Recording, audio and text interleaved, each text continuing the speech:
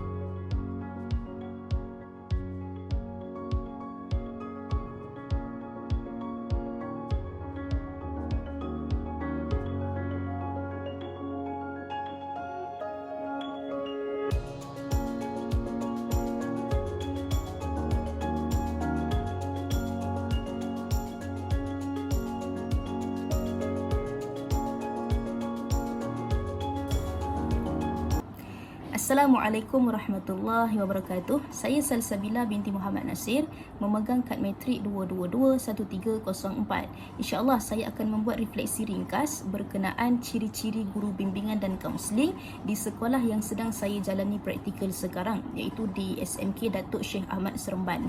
Jadi untuk pengetahuan, sekolah ni ada 2 orang guru kaunseling.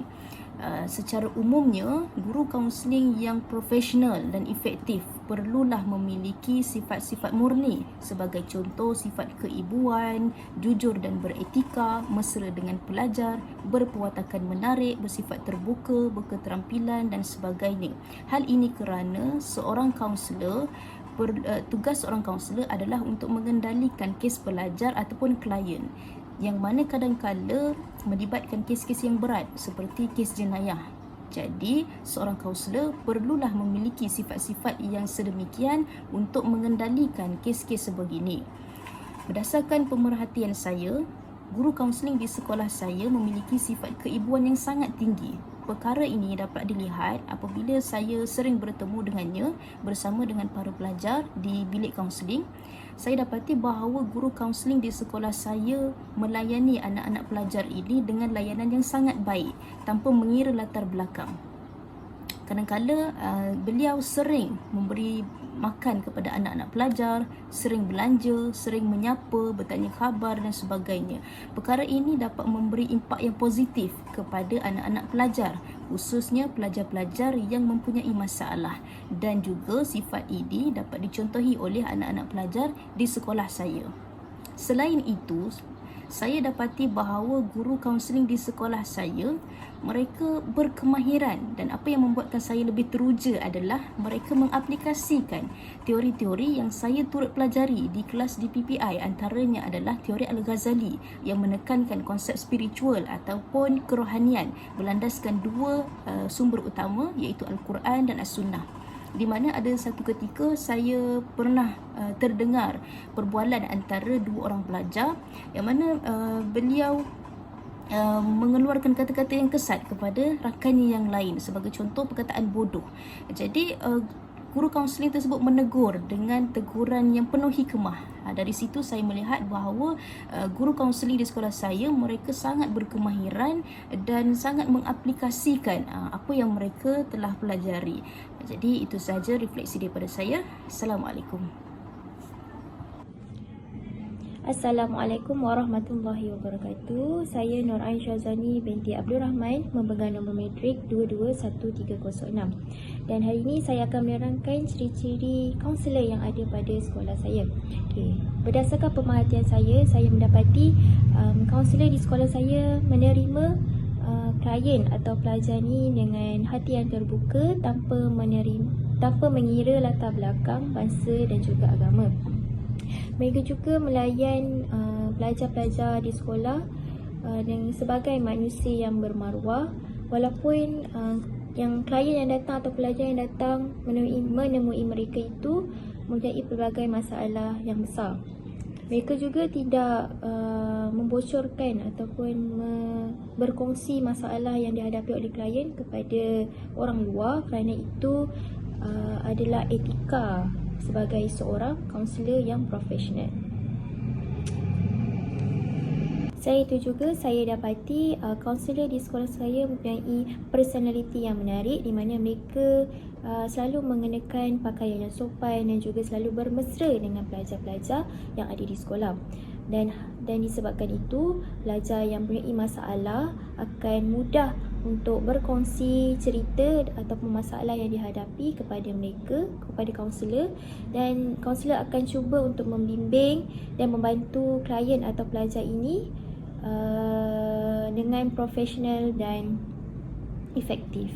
Jadi itu sahaja refleksi saya berkaitan dengan kaunselor, ciri-ciri kaunselor yang ada pada sekolah saya. Setelah saya perhatikan, saya dapati guru kaunseling di sekolah saya memiliki sifat lemah lembut, terutamanya di dalam percakapan. Seorang kaunselor perlulah sentiasa menjaga percakapan ataupun pertuturan agar klien yang datang kepada mereka akan merasa tidak kekok ataupun merasa bimbang untuk menceritakan masalah mereka kepada kaunselor sekolah. Selain itu, seorang kaunselor haruslah pandai menggunakan bahasa yang sopan dan juga pandai beramal mesra bersama klien agar dapat mencipta hubungan yang mesra bersama klien. Seorang kaunselor yang lemah lembut juga tidak seharusnya meninggikan suara ketika bercakap bersama klien, kerana dibimbangi klien tersebut akan menjauhkan diri untuk meneruskan sesi kaunseling yang seterusnya. Selain itu, sifat kaunseling lemah lembut ini juga adalah cerminan peribadi kaunselor yang penyayang di sekolah. Antara sifat kedua yang dapat saya pelajari daripada kaunselor di sekolah saya ialah beliau mempunyai sifat terbuka ketika bersama dengan klien di sekolah. Sifat terbuka ini adalah amat penting supaya kaunselor sentiasa bersedia untuk mendengar permasalahan yang dihadapi oleh klien. Seorang kaunselor juga haruslah sentiasa menerima klien yang datang kepada mereka tanpa meletakkan sebarang syarat. Hal ini adalah penting agar klien tidak merasa tersisih ataupun merasa merendah diri ketika bersama dengan kaunselor di sekolah.